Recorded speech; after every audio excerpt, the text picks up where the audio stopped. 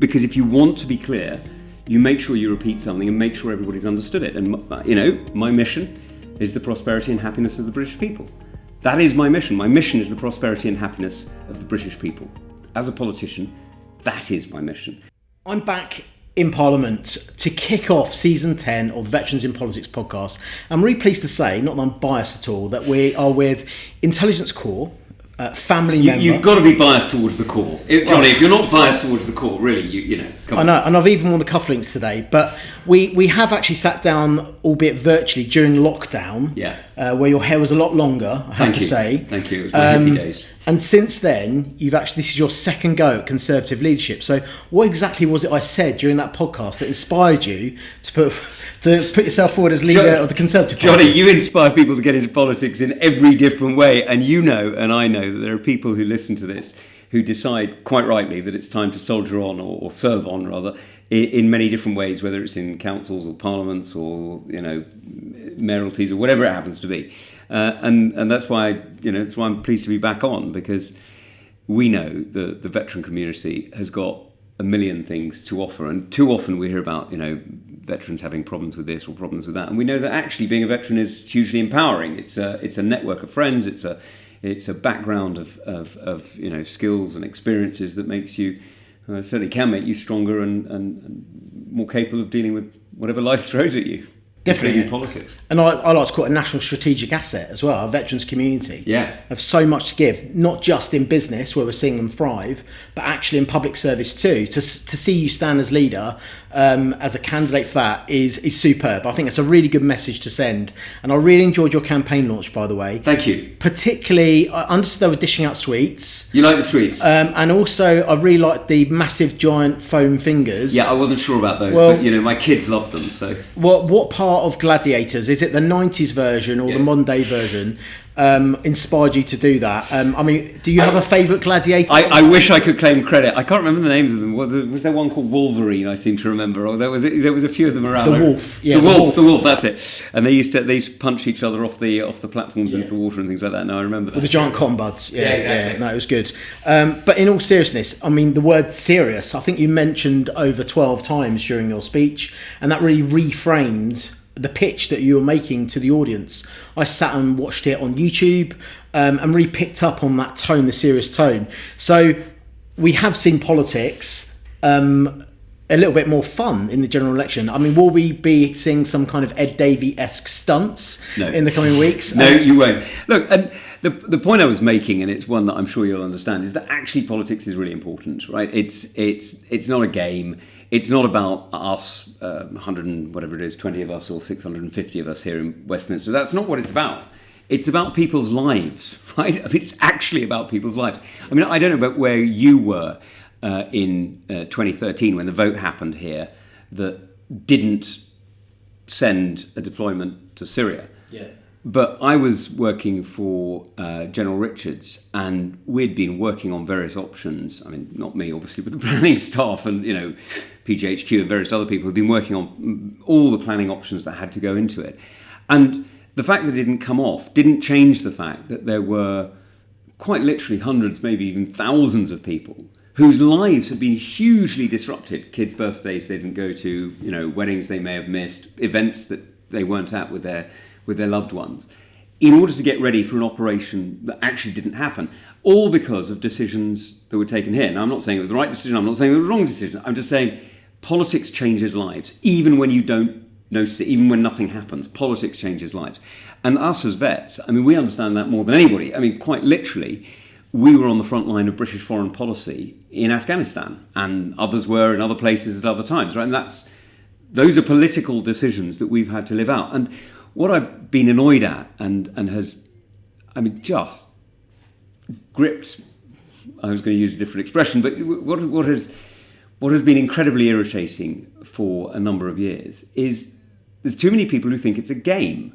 It's about the next rung up on the ladder, or it's about, your ability to, get more airtime on Twitter or TV or whatever it happens to be. It's not a game. It's serious. The decisions you make, the words you use, the way you talk, the focus you put changes people's lives. And if you think it's a game, go and play a game. Go and be on Gladiators. Go and be on, Desert, what is it, Love Island or whatever. I mean, actually, although frankly, I don't think anyone will qualify, but that's another matter. But, there's a whole series of things you can do that are a game, that are fun. This isn't one of them. Yeah. It's serious. And you do talk about, and you've majored on that in terms of your character around your military experience. And I had a couple of people contact me on LinkedIn to see what kind of questions that I was going to ask you today. And I'm not going to kind of lurch into, Jeremy Corbyn at PMQs and, Barbara from Scunthorpe has got a question. But actually, it was Derek, a veteran from the Royal Irish Regiment, that was really keen to understand how your experiences in Afghanistan have shaped your leadership style, and particularly during the time when you were an advisor to, Engineer Dode? Engineer Dode, yeah, exactly. Was there a moment during that experience in Afghanistan or during your military career that's shaped your leadership style? Well, there are many different moments, and working for General Richards was, of course, hugely inspirational. He was Chief of the Defence Staff. I had the great good fortune of being his military assistant, and you know what it's like in that relationship. You get to know somebody really, really well. I mean, you almost literally live with them. It's a bit like being an agent and an MP, actually, which I've experienced myself. There you go. How close you get. You get really close. And, half the month we were in London working together from 6 a.m. till, 10 at night. I was sitting in the office outside and helping him do his business in running meetings and making sure he had the right papers and all the rest of it, giving advice, helping to make sure he had everything he needed. And the other half of the month I was travelling with him. So I was either on the seat next to him on the aeroplane, or I was in the hotel room next to him, or I was in the embassy room next to him. You really get to know somebody, and you really get to see somebody. And I think one of the things about General Richards was, it's unusual to work that closely with somebody and think more of them when you leave the job than you did when you arrived. And I can certainly say I did. Not every day, actually. That wouldn't be true. But certainly after 3-4 years of working really closely with him, I thought, my God, there's a serious leader. And was there anything that you'd observed during that time that stood out as a moment, or as a kind of something you'd learned from his leadership style? I mean, there's many sort of quick things, if you like. He has a great expression. He says there are simplifiers and complicators, and you want to have simplifiers around. And that doesn't mean you want people who are stupid and don't understand the problem. No. But you want people who really understand the problem, so they can explain the core message in a simple way. That's the first thing. The second thing he said, used to say this all the time, was you need to align ARA, accountability, responsibility, and authority. And when you get them aligned, then you get a proper unit working according to what it should do. And when you don't, then you get chaos. And he's absolutely right. And I don't care whether you're trying to run 240,000 military personnel, civil servants, the whole of the MOD operationally, or whether you're trying to run a parliamentary team of a bit smaller, as you know. The same is true. The same is absolutely true. And you need to be absolutely clear what you're trying to do. And I think, working for General Richards was just such a privilege, because that was leadership. And he had another thing which I thought was just remarkable.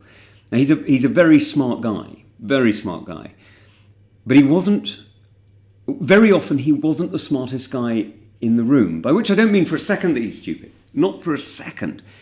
But he had the confidence and the intelligence to surround himself by experts who knew more about whatever it was that we were doing or needed to do than he did. And that wasn't rank dependent, right? Nothing to do with rank. Oh, by the way, I was a half colonel. I was an acting half colonel. In fact, I was an acting half colonel working for the Chief of the Defence Staff. And if I felt that I needed to say something, I could go into his office, close the door, and be absolutely blunt. So long as I said "sir" at the end, I could say anything that I wanted to do. And the only thing he'd get cross about is if I said afterwards, "Yeah, I knew that would happen." And he was like, "Well, why the hell didn't you tell me beforehand?" And then he'd be angry. But he was never ever cross with being told the very, very clear truth and your raw opinion. So long as you were respectful, so long as you were doing it for the right reason, absolutely fine with it.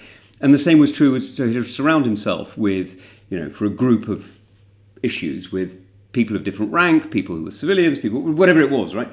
Whoever was the best person, and you were absolutely expected to say what you thought.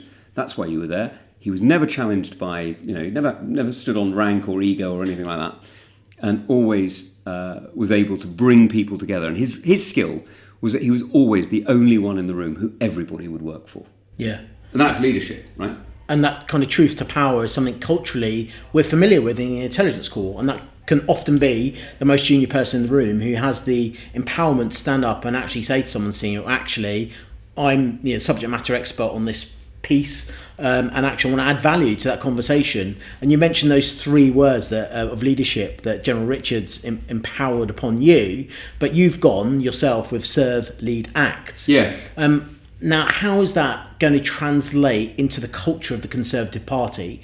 I've been myself a Conservative Party agent, and actually people like me who did have military values and standards and skills to add value to campaigns and the numerous campaigns I've worked on, I'm sad to say a lot of us left the Conservative Party for the professional party. It's almost been hollowed out over the last few years, and an increasingly reliance on volunteers. Now, volunteers are the backbone of a political party, right? However, I do think, in my view, and the discussions I've had with people like my wife, who also works in politics, there's a bit of a skills deficit there. So how is Serve, Lead, Act going to change the culture and how the Conservative Party looks and feels? Jonny, look, I mean, this comes back to the old line, serve to lead, or so, all those things are to do with what is the role of a leader. Well, the role of a leader, of course, is to set the mission and to achieve the aim. And you said yours twice as well, didn't you? Deliberately, in the military sense. For those listeners that aren't aware, when we give a mission, we say it twice. That's really understood. A lot have picked up on that. That's exactly what I did, and that's exactly why I did it, right? Because if you want to be clear, you make sure you repeat something and make sure everybody's understood it. And, my mission is the prosperity and happiness of the British people. That is my mission. My mission is the prosperity and happiness of the British people. As a politician, that is my mission. Now, the same is true with the Conservative Party. Our mission is to champion conservative voices across the United Kingdom. That's as simple as that, to champion conservative voices across the United Kingdom. Now, what we've got to do that is to make sure, of course, we've got brilliant activists, and we're blessed to have many, many brilliant activists and members and others. But we've also got to have professional people who are able to be that glue between it. I mean, in some ways, it's like being back in the Corps, right? I mean, you may be the first job Lance Corporal straight out of out of the box in your first whatever it is brigade, working on whatever it is, but you are absolutely expected to tell the truth to the brigadier or the colonel or whoever it is, that this is what you're seeing and this is why you're seeing it. And the same is true with the professional party. The professional party's job is to be that glue, that absolute core that keeps the party on the straight and narrow, not because people are going to go rogue, but because you need professional experience, right? I mean, it's a skill. It's a genuine skill to know what you're doing in a campaign and how to organise an association and things like that. So I'm a really big believer in the professional party. I think getting rid of agent school, as it used to be. Now you're talking. Well, it was, it was a different time, but it was a mistake, and the problem, or rather, it became a mistake. I don't know what it was like at the time, but it became a mistake because those skills withered, and that's a real problem, because you need these serious skills. Because if you're going to serve a community, you need to have the skills to do it. If you're going to lead a community, you need to have the infrastructure to deliver, and if you're going to act, you need to know what you're doing. And you need to have that grassroots feel. You need to, those everybody served in Germany used to use that expression, Fingergespitzegefühl or something like that. There was my Germans were appalling, but you know what I mean, where the fingertip touch, that's what it was called. Yeah, perhaps your Arabic's better. It is, actually, yes. And my Pashto is definitely better than my German. But in terms of the professional party, you're absolutely bang on. I actually did go to the Conservative Party and pitch the professional party when I was working at the MOD, working within the area of the Armed Forces Covenant and transition, saying, hey, we've got 15,000, 16,000 people over here. Being an agent, being a campaign manager is a perfect fit for a junior captain or a senior NCO or a sergeant major. Would you look at plans in which you can better work with... I love that idea, actually. I hadn't thought of that. That is a brilliant idea. I can think of... There was a wonderful writer from the Navy I worked with in Helmand, actually, a long time ago, who was genuinely one of the most organised people I've ever met. I'm just, if I could find, if you're listening, if you worked with me as a senior writer in Helmand, and you want to get in touch, please do. You're probably in your late 60s now, so. But he was one of the best people I ever worked with. He could organise absolutely anything with a lightness of touch and a professionalism that frankly left me astounded. I'm just a brilliant guy. And a really senior, serious NCO. There's the word I use again, because, these things are serious. It's not a game. We're not playing. We're trying to serve the British people by organising the ideas and values that we share into action. That's what political parties do. They organise values into action. And that's what we're trying to do. And it's serious, because if we get it right, then we're able to make sure kids have a great education, that your parents and grandparents are cared for well in hospital, that you have the opportunity to start a business, to own a home. It changes your life. If you get it wrong, it changes your life too. Yeah, and I think our community can be seriously fun as well. Yeah. And I know that when I got back from Helmand, I went to work, I went back into politics. I was on a full-time reserve service contract for 2.5 years, went back to politics and was Grant Shapps' agent. And I didn't know Welling Hatfield, but as soon as I landed on the ground, I did human terrain analysis. Of course. I did a question one and used basically transferable skills from the military. And you can only imagine the potential of people like me, and I'm not unique, there are many others who could add so much value into public service, not just elected office, of which we now have 40 veterans in this current parliament, and we've seen that rebalanced as well. So now 13, Labour have gone up from 2 to 13 veterans in politics. Mike Tapp, ex-corps. Exactly. We do pretty well in terms of... How many ex-corps are we now? Do you know? So we had Mike, and we've also got Louise Jones. Of course, Louise Jones, yes. Previous guest of the show. So we're well represented within Parliament, perhaps less so in professional politics. And I think that's a huge opportunity as part of this revival, this revolution that you're talking about. So I think many of us will be really keen to see how you implement Serve, Lead, Act. There we go. Well done, YouTube, for playing that for me yesterday. But we'll be interested to see how that cascades down into the culture of the party. And you mentioned Serve to Lead, the edict of Sandhurst, and Sandhurst increasingly looks at leadership styles, and for many of our civilian leaders, they'll probably be quite surprised at the style of leadership, servant leadership, what that means, and also fellowship. I mean, what kind of style of leader are you when it comes to your staff, when it comes to more strategically? What would you say your style is? So I learned everything I know about leadership from the army, if I'm honest, and most of it I learned from General Richards. But that's a particular kind of leadership. That's strategic leadership, strategic command. It's not the same as small unit leadership in its intimacy, if you like. It requires different skills. The core principles are the same, but the skills are slightly different. And I think the first thing for me is about the honesty. And I don't care whether you're a lance corporal, as a half-section commander, or whether you're CDS.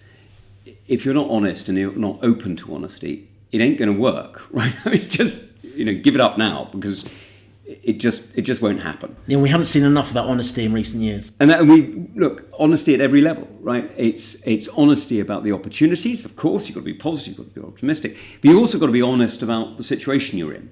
Now, that doesn't mean you have to be pessimistic and go around like, was it Private Jones or whatever, we're all doomed or something. It's about making sure that you're aware of what's going on around you. So, when I hear the current Prime Minister saying, it's all going to get worse, it's like, well, you can be positive and honest. You can say, look, there are real challenges ahead, but this is how I'm going to see us through it. That can be honesty. You don't have to say, it's all bleak and pack up and go home. So I think that's the first thing. The second is you've really got to be clear about what your mission is. And if you think you've got two key missions, you haven't understood the problem.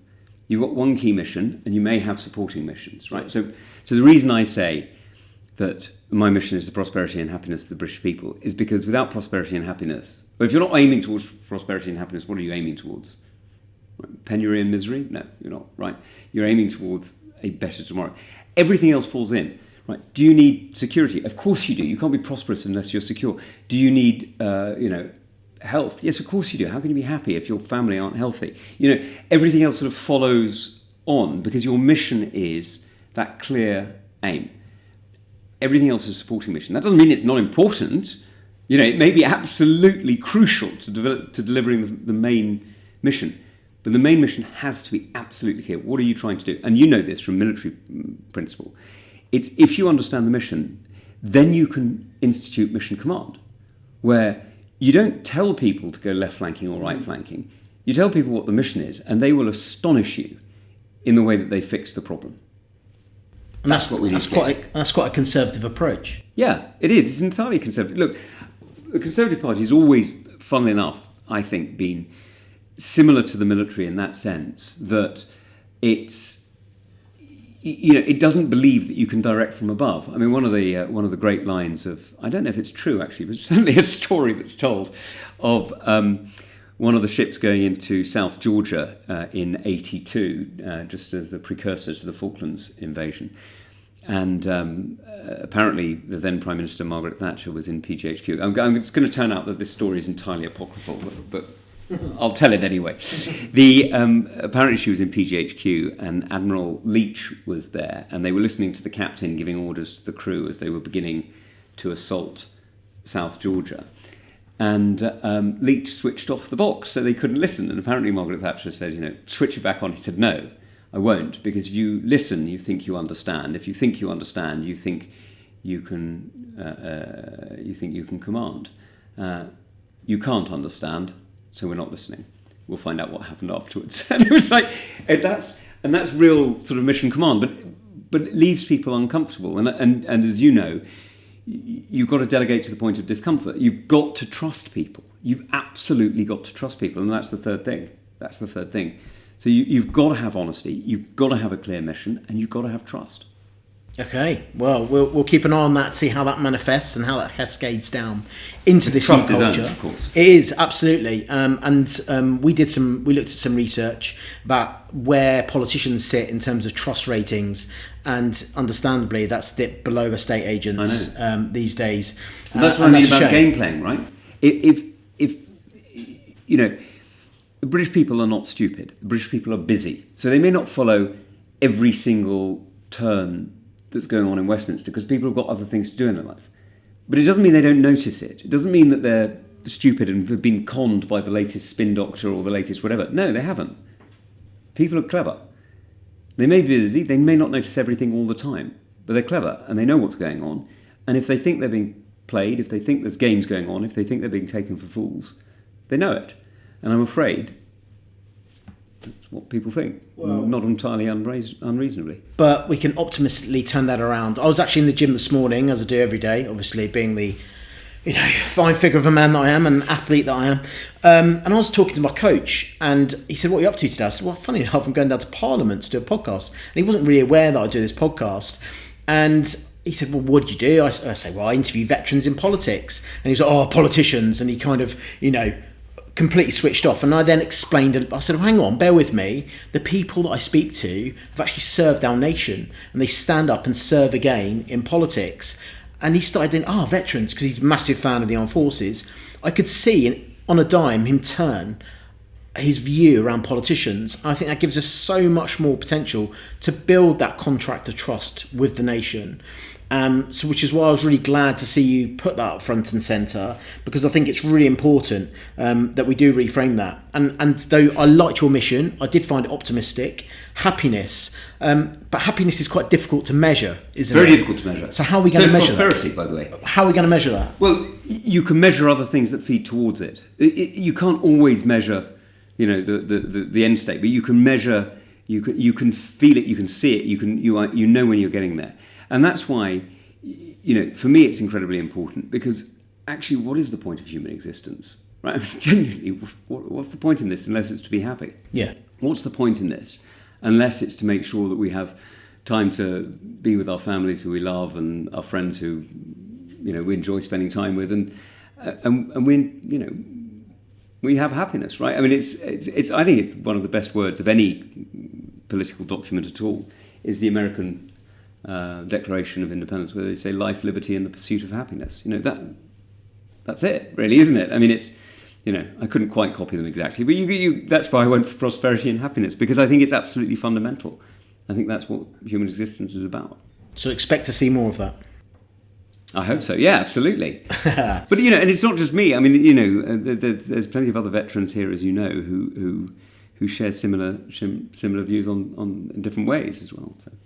Yeah, it's about mobilising that, and we see how cross-party in the past, you and Dan Jarvis have come together on issues. I think people have found that really, really, really refreshing, and I've cited that in previous podcasts. Well, Dan's one of my best friends. I mean, he's literally wrong about almost everything, but he is absolutely one of my best friends. And has been for what is it now? God, nearly 20 years. Bloody hell! Sorry, it's 2006 or 7. I can't remember when we were. Something like that. He's a really, really close friend, and Al Carnes and I have, been friends for years as well. I mean, there's lots of people here who, they're actually genuinely good friends, and we have a different view on how you fix problems. And I tend to believe more in mission command; they tend to believe more in centralisation. But it's a question of emphasis rather than fundamental difference of aim. And I think the truth is about veterans as well is, if you have that common language, then you know what, the other bloke's probably not that bad, really. You know what I mean? You can get on and you can find points of contact that really make it work. I think, and all that sense of optimism. Tom, good luck with the rest of your campaign. Be keeping a close eye on this. And for anyone that wants to follow the campaign, we'll put some things in the show notes as well, so they can really see this exciting journey that you're on. And I wish you the very best of luck. Thanks, Jonny. I'm enjoying this.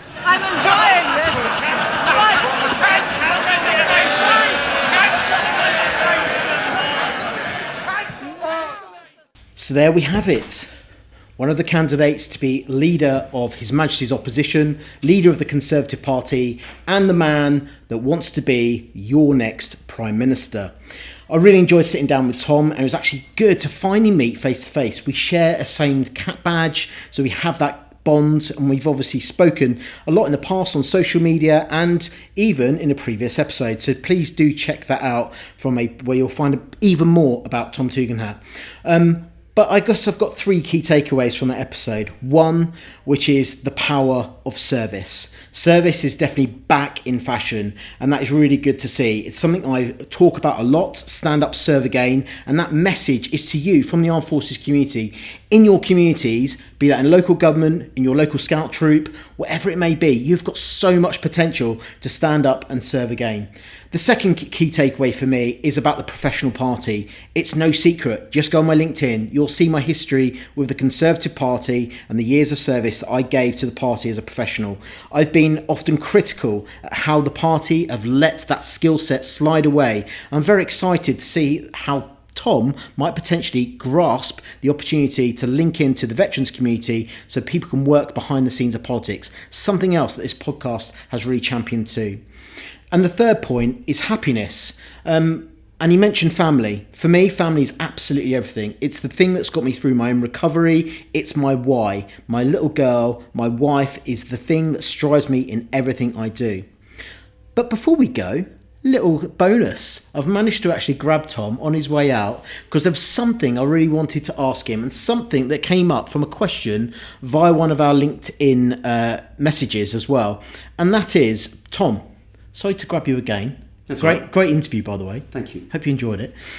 You're right about family, by the way, completely. My kids are my everything. It's everything. My wife as well, of course. Sorry, forgive me, darling. I do the same. There's like a hierarchy. I know. They're equal. Yes. But anyway, someone has actually asked me in the past about your credentials, and your military credentials do come up time to time. Obviously, I've mentioned the intelligence corps. We mentioned your service with General Richards, but it has came up. I think it came up in a newspaper article as well about your link with the Special Forces. I mean, can you set the record straight about your link with that and your service? So I'm in corps, right? I've always, well, in fact, I spent a couple of days with the AGC. When I first joined, I was in what was used to be called the TA pool of We'll forgive you. Thank you. And then when I commissioned into the INT Corps.